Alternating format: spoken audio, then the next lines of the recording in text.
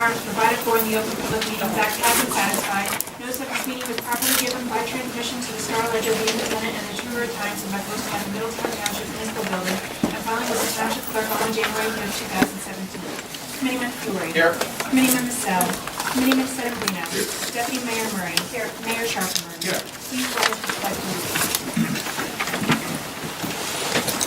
allegiance to the flag of the United States of America and to the republic for which it stands, one nation, under God, indivisible, with liberty and justice for all. At this time, I'd like to ask for a moment of silence to honor the troops serving worldwide, defending our freedoms, constitutions, and way of life. Thank you. Our first item on tonight's agenda, we have a public hearing of proposed ordinances. Our first ordinance, 2017-3185, an ordinance adopting the codification and revision of the ordinances of the Township of Middletown, County of Monmouth, State of New Jersey, providing for the maintenance of said code, repealing and saving from repeal certain ordinances not included therein, establishing a penalty for altering or tampering with code, and making certain changes in previously adopted ordinances. Are there any members of the public who would like to speak to ordinance number 2017-3185? Yes, sir.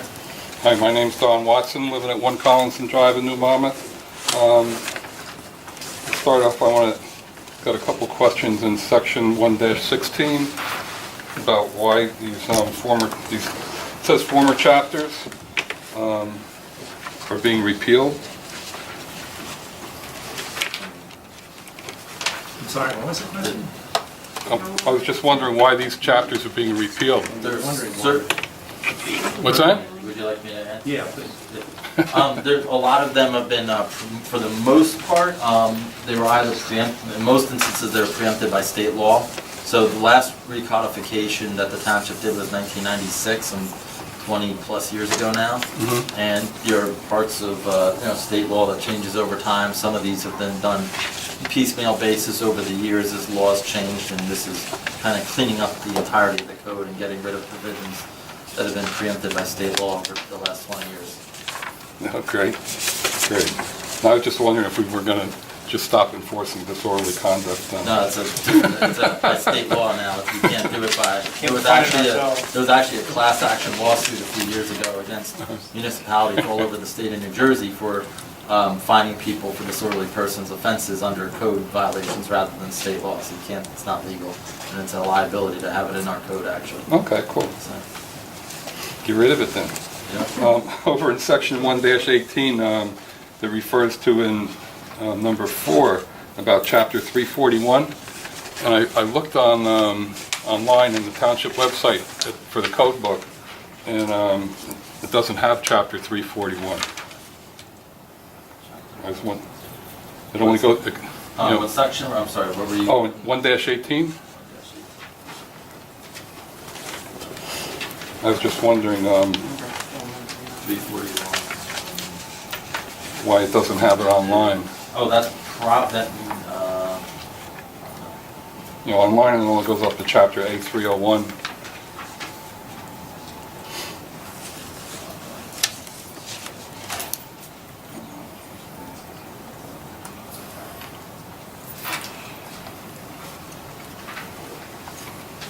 That's why it's being changed. Brian, I think it's because what's online is not the new code. This is Oh, the that's new, the old, this reference this to is the new code. reference 341. Gotcha.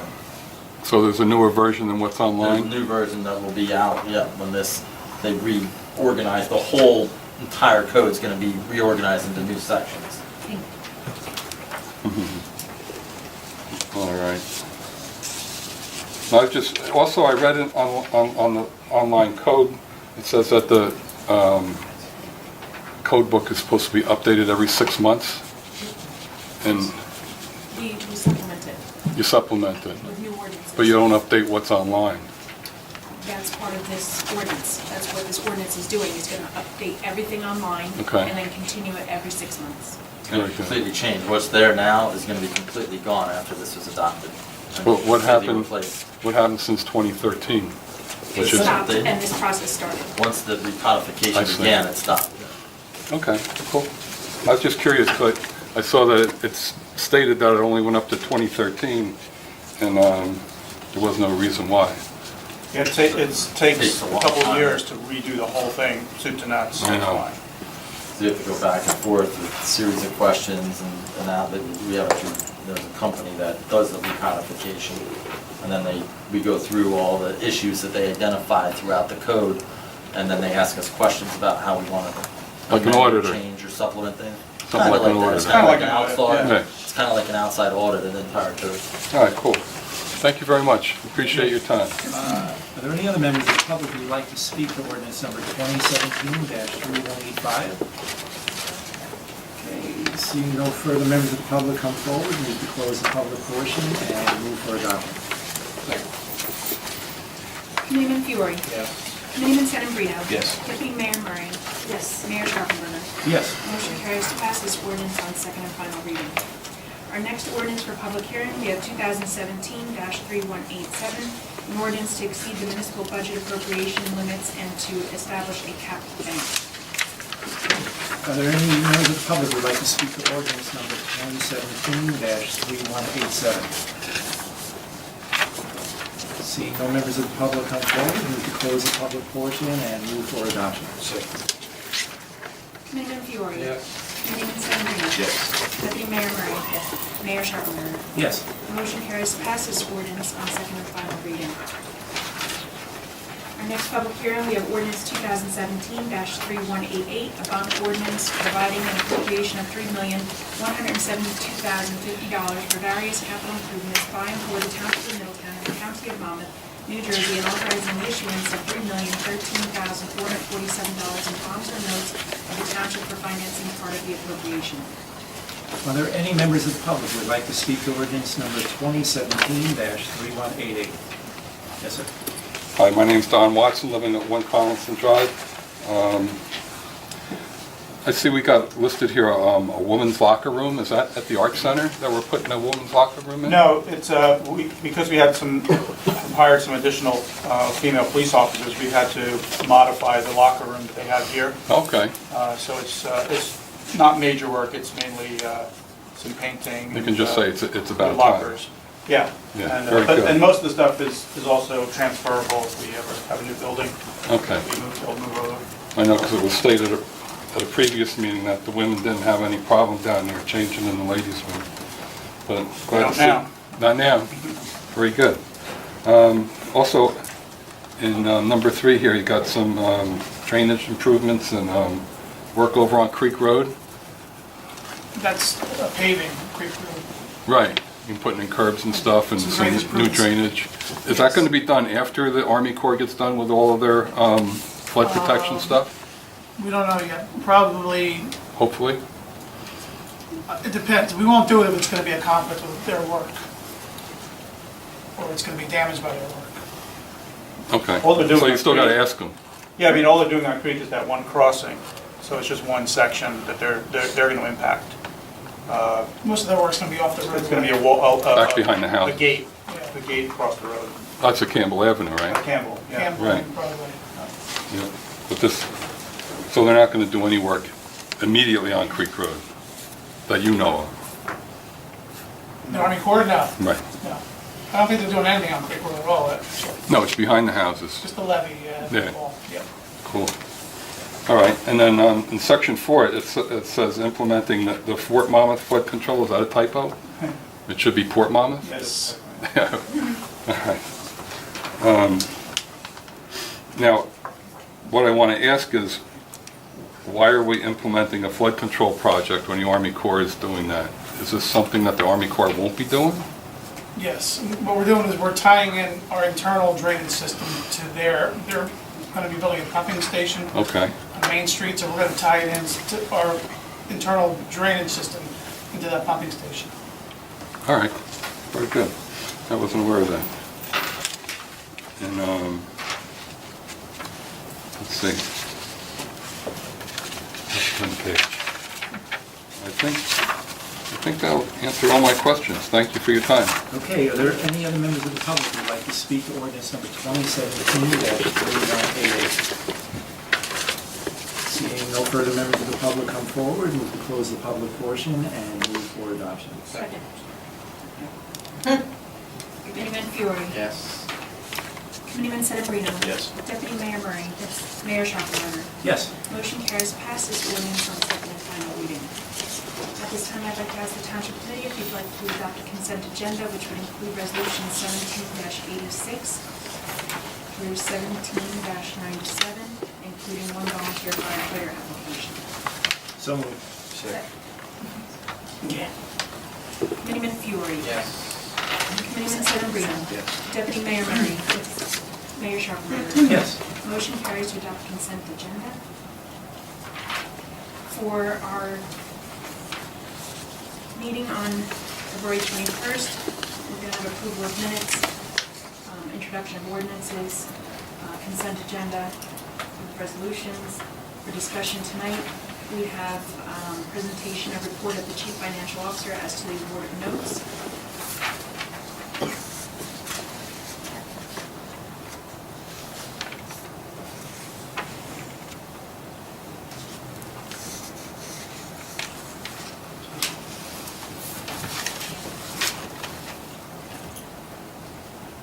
Want me to come back? I can go.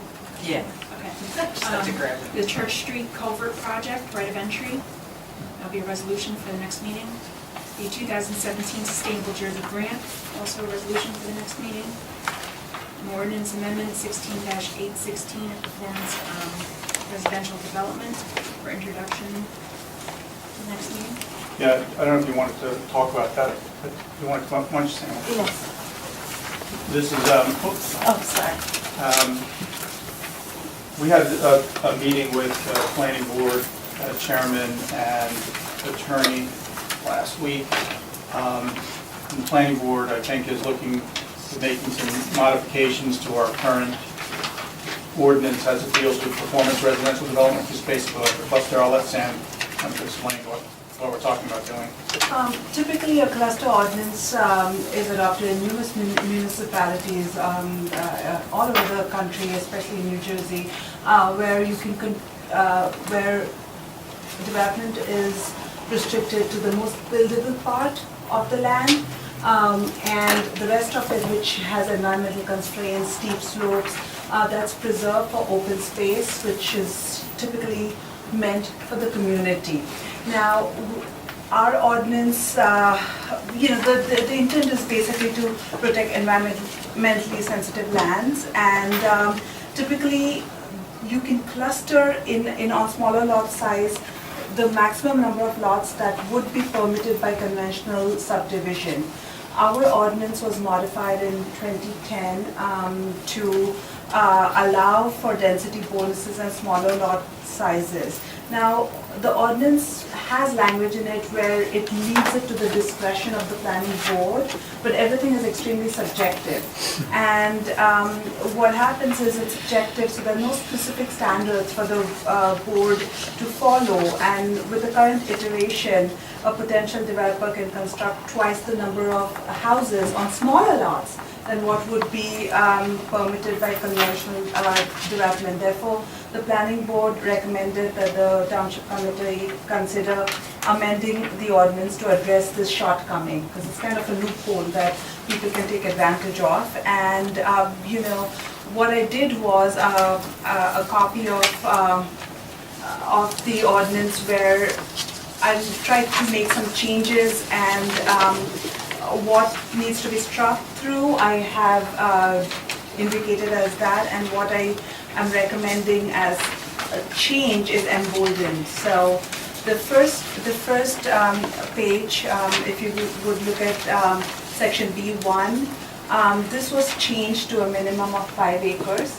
So I'm recommending that if the Township Committee, what their thoughts are, if we increase it to say 10 acres. I also took a look at all the lots that we have, vacant land that we have, and typically we have a few 6 acres, 5 acre lots, but we also have around 10 lots which are encumbered and have environmental constraints and exceed 10 acres. So the 5 acre, 10 or 20, it doesn't matter. It wouldn't make that much of a difference. because, this I just left as an option for the for the committee to consider. But what I did was, if you go on to the next page, page 3rd, under subsection 2B, I recommend deleting that language. It gave density bonuses, included critical areas in the calculation, and I'm recommending deleting that. So for example, if somebody has a 20-acre lot and which is encumbered, and if they can put in 6 lots in that, then with this ordinance, that's all they can do at a smaller, on a smaller scale, a smaller lot size. And then even with the lot area requirements, this is again a recommendation where instead of a 6-acre lot in a half-acre zone, I'm recommending slightly larger, like 10,000, which is a reasonable lot to have a house, your backyard pool, so on and so forth. So for example, in a 220 zone, builder's 1-acre lot would be a decent option. It keeps in character of the township.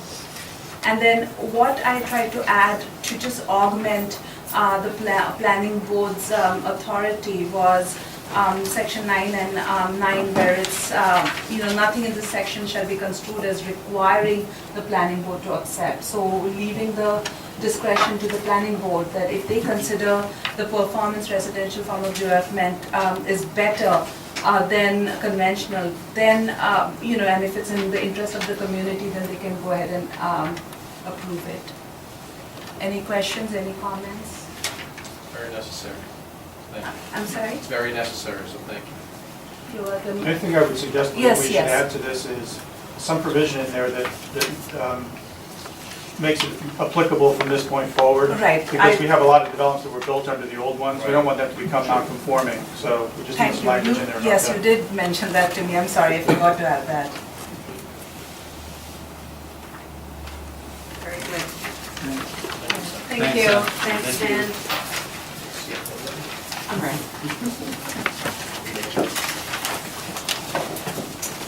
Okay, we had a note sale.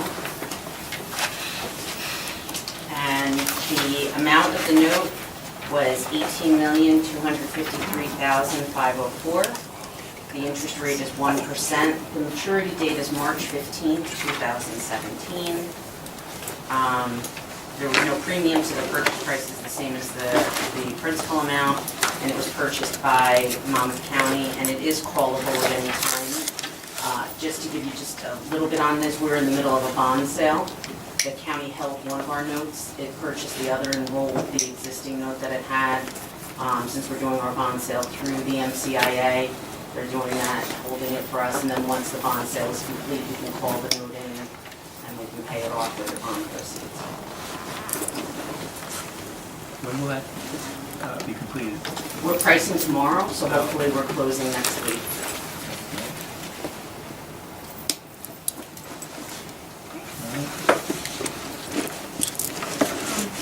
We have the February 21st scheduled presentation, the presentation of Historical Ward Patrolman Nicholas Manchio and Corporal Brian Rifford, recognition of the 2 high school North girls, Kylie Reed and Shannon McCauley, who raised over $5,000 to provide best for PD K9's acceptance of a $500 donation from Friends of the Veterans Affairs Committee to fund the restoration of the Doughboy Monument, and a recognition of to Spur and the MAC for receiving the 2017 Spinnaker Awards.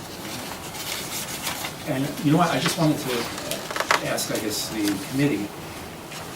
I just heard that the assembly, I think, is going to be looking at a bill to either repeal it or, amend it heavily that deals with pedestrian right-of-way.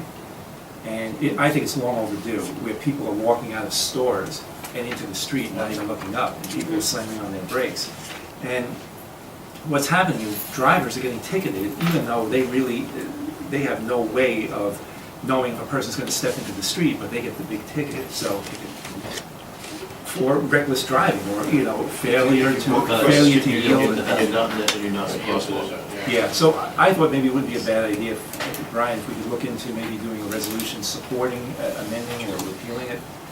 wherever they're at now, but it seems to be a big topic, and as many well-meaning things, it went too far, way too far.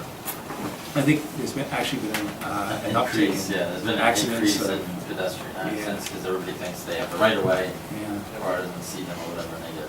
I mean, between parked cars and red band, you know, people. And you also don't know When they're not in a crosswalk. Well, you also Yeah, have that's the problem. people, if There's not the crosswalk. problem is sometimes you have people standing there too, that are just like waiting for somebody or something, you don't know whether they're crossing or going, and that car stops short, another car hit them, it's been. Anyway, that's it, yep. New Township, any comments? It's, you know, I have nothing there this evening. I'm going to have to excuse myself. I have a family emergency to take care of tonight. Some chocolate stuff. Deputy Mayor, I have a feeling I know what you're I answering. have nothing this evening, Mayor, thank you. Okay, and I'm going to be part of the gang with nothing. So, We have public comments? okay, would any member of the public like to speak? And before we get started, I just want to remind everybody to please state your name and address for the record, and keep your comments to 5 minutes. Okay, thanks.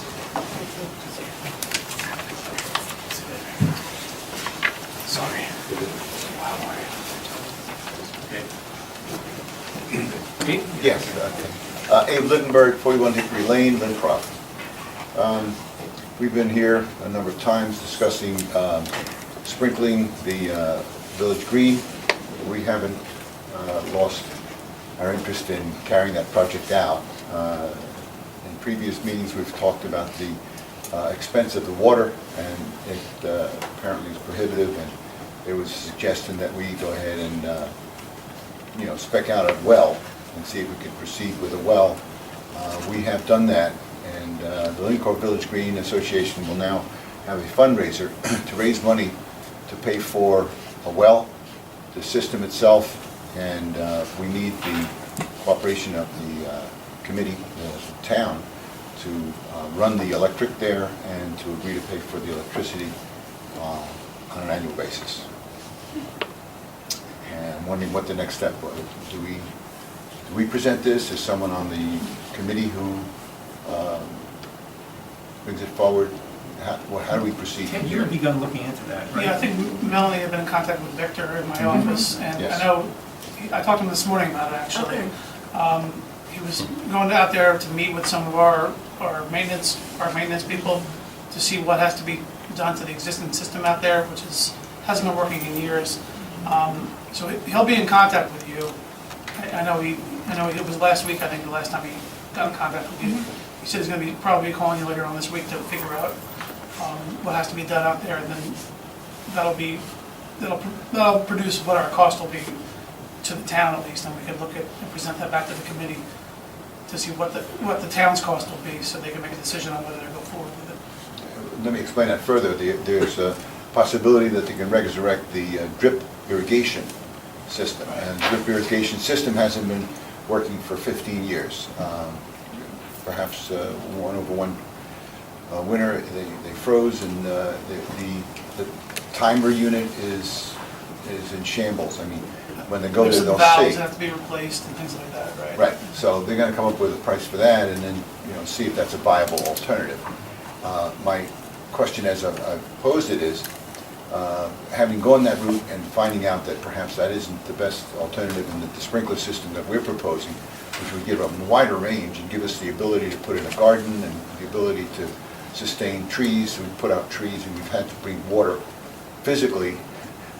We have a very strong volunteer group who carry water from their cars and put it in these in the pouches and drifts to keep that the trees that we have put out there, allow them to survive. So the question remains, how do we go about proposing this in an official manner so that we can have this addressed by the Township Committee? Tony, Well, I mean, to get it in the queue, I guess, is what he's saying. I think it is official.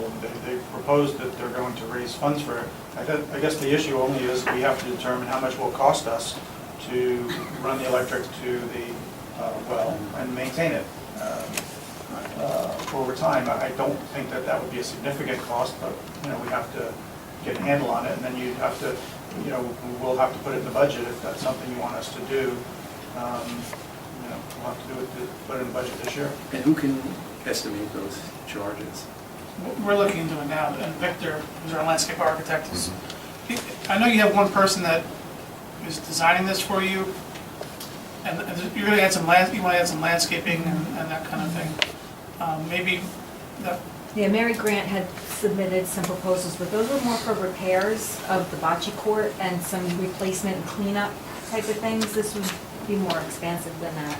okay. You know, all through the fundraiser, these would be things we'd identify. Maybe, who's ever your designer, I guess, of the landscaping and the irrigation system, maybe we can come down to my office and sit down with Victor, and we'll try to see, make sure we get all the bases covered in terms of what the town's expenses will be, and then your expenses will be part of that too.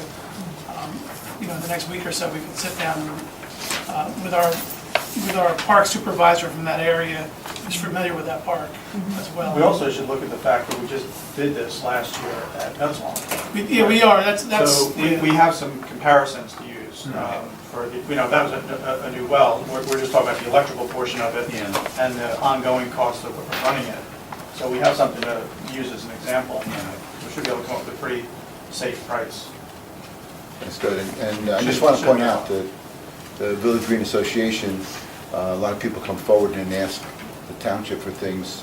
We're willing to do our share and pay our share to get this done because we feel strongly about it. And thank you for your time. Okay, thanks, Abe, and that's always a, you know, a benefit. Incentive. Okay, are there any other, Leo, where you been, Leo? I think your name's Melissa Colleen. Colleen. Colleen Lamp. I'm sorry? What's your last name? Lap. Lamp.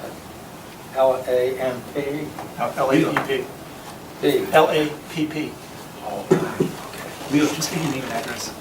Oh, yes, Leo Christopherly, 121 Cranberry Court, Shady Oaks, River Plaza. Thanks.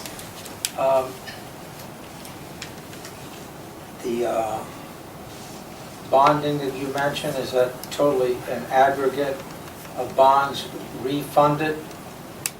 It's being- No, that's not a refund. It's notes that we have outstanding, short-term financing that we're converting to long-term financing. From 1 year to multi-year Right. bonds. So all this money has been amassed in notes previously, and they're now going to be aggregated into one bond or series of bonds. And the total amount was 23 million, I heard. 23,110,000. And I saw this over Freehold and their agenda, as you probably know, I probably spoke to you, Heidi, whatnot, Colleen, that they put it on hold, and I asked them about it. I called here, and there was nothing that was formulated enough here so you could address the matter. Are you seeking to get a lower interest rate, or have you already done so by prevailing upon MCIA, Monmouth County, and what's that, improvement? Yeah, the county has a AAA bond rating, so they offer that guarantee to any municipalities within the county who want to take advantage of it, pool together and issue debt. The MCIA is the instrument of the county that does that, and so we're participating in that this year along with other municipalities. And you're going to get the interest rate down to 1%, I heard? No, the 1% was on the note that the county currently holds for us. The new what? On the note, the short-term financing the county's holding until the bond sale is done. It's still affecting the 23 million? Or is that another amount? The 18 million note is part of the 23 million that will go to bond. Okay, so then there's no premium. There's no premium on the note. On the bond sale, there's likely to be a premium. Okay, thank you very much.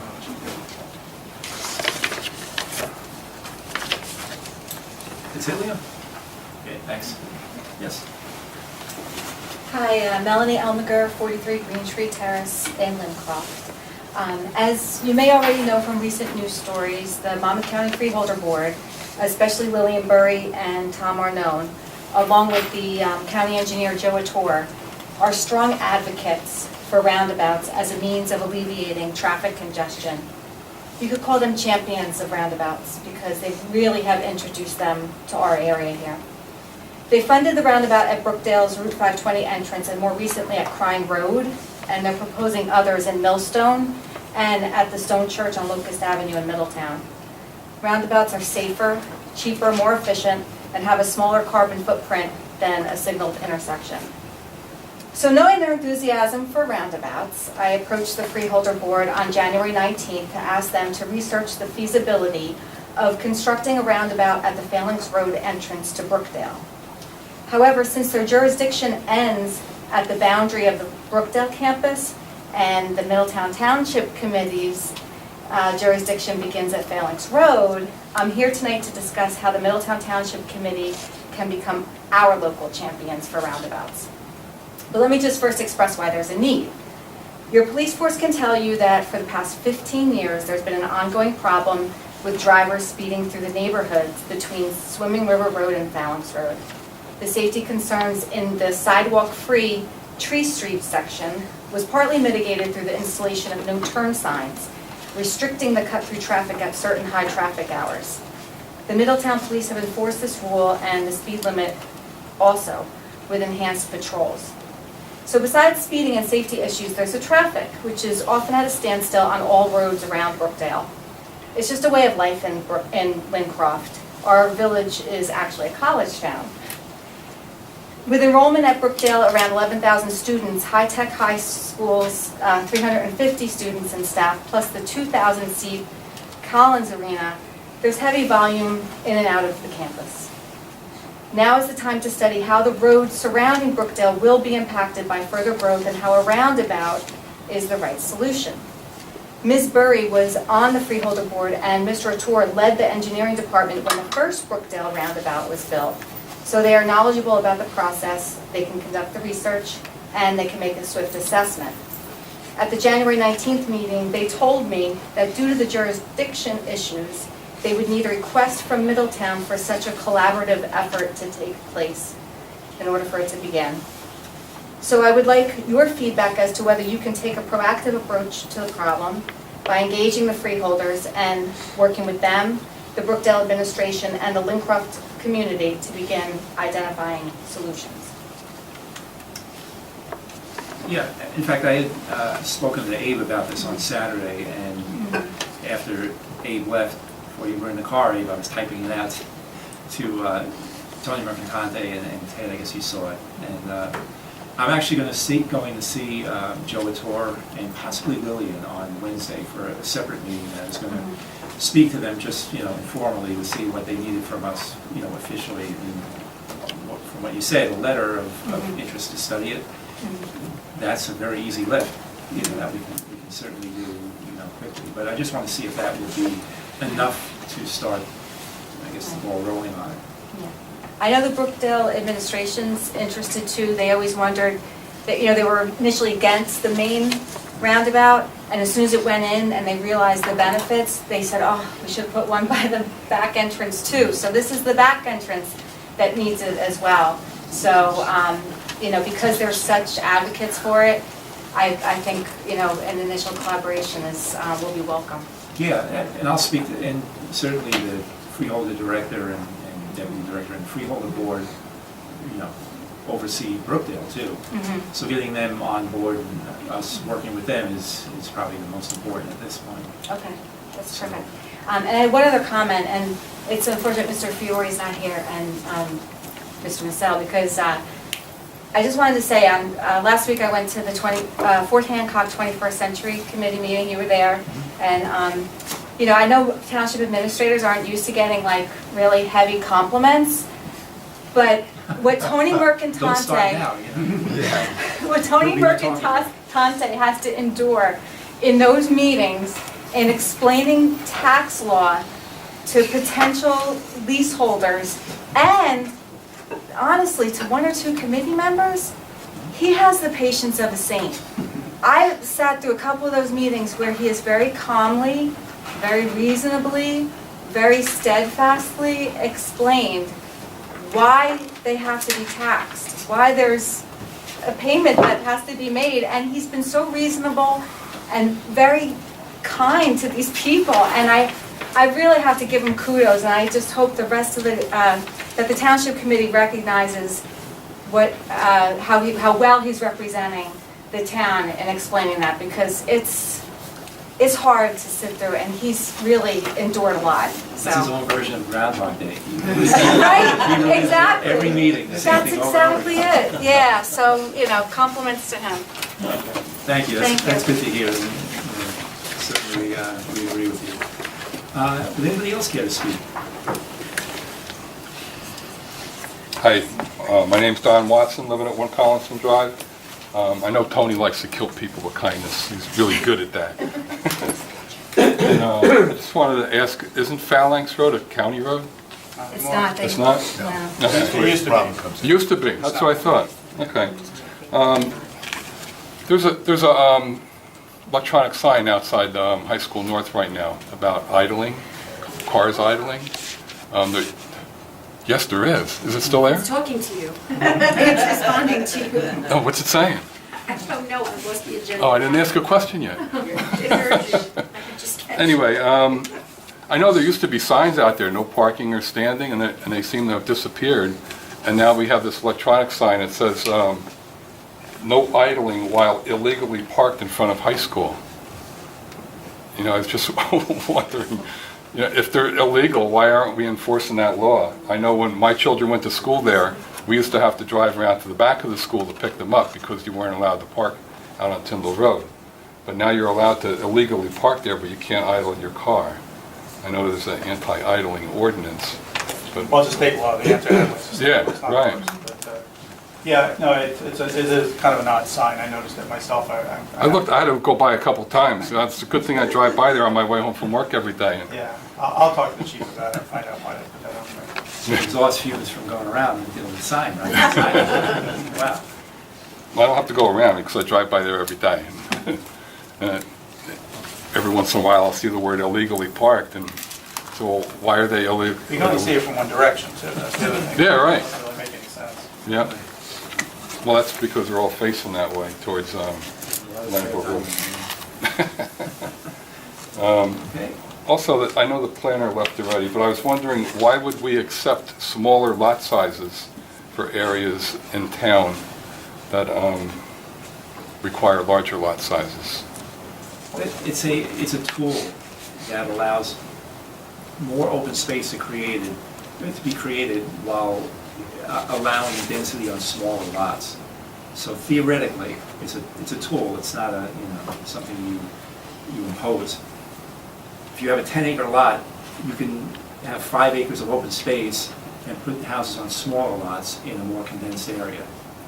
Right. A good example is the development on Kings Highway East with Presidential Path, Road Presidential Path. Right. That was a cluster development. The original plan would have taken out the farm, taken out all the horse stables, and would have just had mega mansions all over that property. The way it worked out with the cluster ordinance is that they built all the houses down the bottom of the hill in the back and preserved the farm. Those farms are preserved forever now. So sometimes you get a benefit out of it by preserving land that's, of a benefit to the community. Now, sometimes you don't. Sometimes the only land that's left alone is land they couldn't have built on anyway. And it's wetlands. Or you see a half-acre lot and they're allowed to subdivide it into 3 lots to build 3 houses. No, you have to have a bigger property to start with to even consider doing something like that. And it'll probably be like 20 acres that you have to have. Well, I know there's houses up in the hillside area that have been subdivided into... That wasn't using this cluster thing that we were talking about tonight. I understand that, but it was a smaller lot that was subdivided. Right. Not the same. I know it's not the same, but we're accepting the fact that we can subdivide small Well, lots. people have to apply for variances for those, and they have to make a Right, case. and they're to get- and they're planning- getting them. But they have to make a case to do it. They can't just, they don't just get it automatically. They have to make a strong argument that they should get it under the law. And there's a whole set of legal principles, basically, by which you grant variances. Right. So without, you have to look at each one individually to see why it was done. Mhm. There may have been very good reasons to do it. Sometimes there are. Yeah. For the builder. All right, thank you very much for your time. Have a good night. Okay. I just ask one more question Leo, of did you? Colleen. No, okay, Leo, we're gonna have to wait till after the meeting, and you can Okay. ask Melissa. I was another question.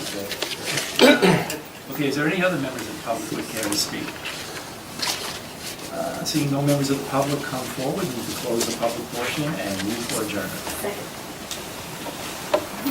I'm sorry, I thought I had 2 more minutes. Committeeman Fiore, Committeeman Sal, Committeeman Sedambrino. Yes. Deputy Mayor Murray. Yes. Mayor Schaffenberger. Yes. Motion carries to adjourn. Yeah, right.